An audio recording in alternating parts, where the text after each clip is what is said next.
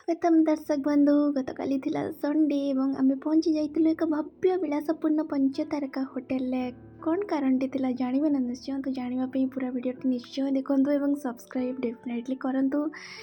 सुसज्जित लॉबी ता सहित फाइन डाइनिंग रेस्टोरेंट एवं होटल कर्मचारी आतिथ्य आमर अनुभूति काली भाବରେ स्वतंत्र କରି ଦେଇଥିଲା।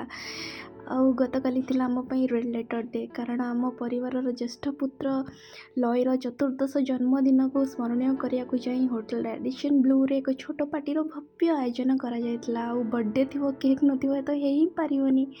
ତ କେକ୍ କାଟିବା ସହିତ ହ୍ୟାପି ବର୍ଥଡେ ଗୀତ ଗାଇ ଆମେ ତାକୁ ସମସ୍ତେ ଶୁଭେଚ୍ଛା ଜଣାଇଥିଲୁ। ସେ ବି ସାଙ୍ଗମାନଙ୍କ ଗଣରେ ବହୁତ ମସଗୁଲ ହେଇଯାଇଥିଲା, ଦେଖିପାରୁଥିବେ ଆପଣ ଭିଡ଼ିଓଟିରେ। କେକ୍ କାଟିବା ପରେ ସବୁ ପିଲାମାନେ କିड्स ପ୍ଲେଇଂ ଜୋନ୍କୁ ପଳାଇଥିଲେ। ତାପରେ ଗୋଟେ ସାଇଡ଼୍ରେ ବୁଫେ କାଉଣ୍ଟର ଲାଗିଥିଲା।